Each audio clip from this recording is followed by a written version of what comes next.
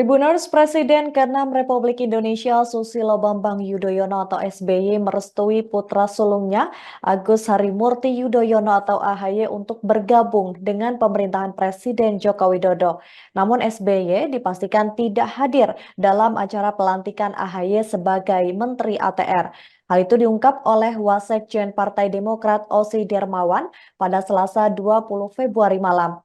Adapun alasan SBY tidak hadir dalam acara tersebut lantaran dirinya harus beristirahat total setelah melakukan perjalanan panjang ke Jawa Tengah dan Jawa Timur. Diketahui Presiden Jokowi melantik dua Menteri Kabinet Indonesia Maju di Istana Negara Jakarta pada hari Rabu 21 Februari 2024. Dua menteri yang dilantik tersebut yakni Hadi Cahyanto dan juga AHY. Adapun Hadi Cahyanto akan menempati kursi Menko Polhukam menggantikan Mahfud MD, sementara itu AHY akan dilantik menjadi Menteri ATR menggantikan Hadi Cahyanto. Osi pun menjelaskan bahwa AHY telah bertemu dengan ayahnya, yakni SBY. Dalam pertemuan tersebut, AHY pun telah meminta doa restu kepada SBY.